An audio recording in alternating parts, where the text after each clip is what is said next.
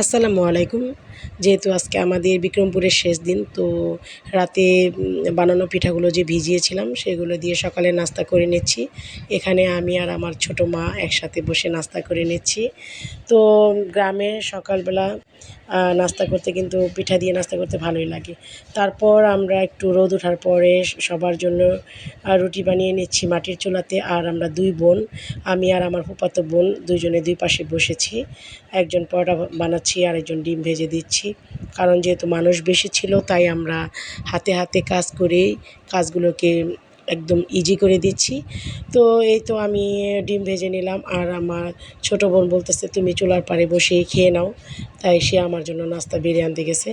তো এই যে আমার ডিমটা ভাজা হয়ে গেছে, এখন আমার বোন ভাজি আর সব কিছু নিয়ে আসবে, এখানে বসে আমরা নাস্তাটা খেয়ে নেব। তো আমি আমার প্লেটটা গুছিয়ে নিচ্ছি। আর সবাই তো জানেন আমি খাওয়ার সময় অবশ্যই গুছানোটা খুব পছন্দ করি। আমি আমার নাস্তাটা খেয়ে নিলাম।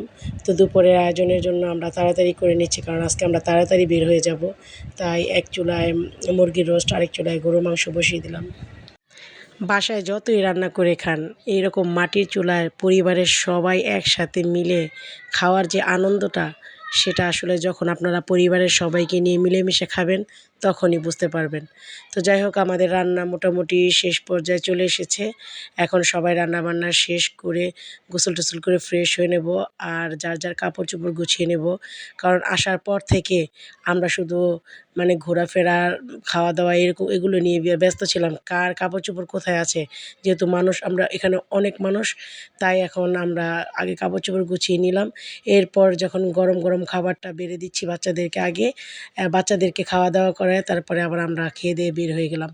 তো যখনই গ্রামে আসি আর গ্রাম থেকে যখন চলে যাই, মনটা আসলে অনেক খারাপ হয়ে যায় আমার। মনে হয় যে মাত্রই তো এলাম, কিন্তু আসলে 2-3 দিন থাকা হয়ে গেছে। তো যাই হোক, আমরা ইনশাআল্লাহ আবার হয়তোবা 2-3 বছর পর আসা হবে, কারণ এই বাড়ি তো প্রায় 3-4 বছর পর আসলাম গ্রামে, সহজে আসা হয় না। তো ইনশাআল্লাহ খুব শীঘ্রই আবার আসবো। তো সবাই ভালো থাকবেন, আমাদের জন্য দোয়া করবেন, এবং আমাদের সকল ভিডিওগুলো অবশ্যই লাইক, কমেন্টস করবেন। আর যারা ইউটিউবে আছেন তারা অবশ্যই আমার চ্যানেলটাকে সাবস্ক্রাইব করবেন। তো সবাই ভালো থাকবেন। আল্লাহ হাফেজ।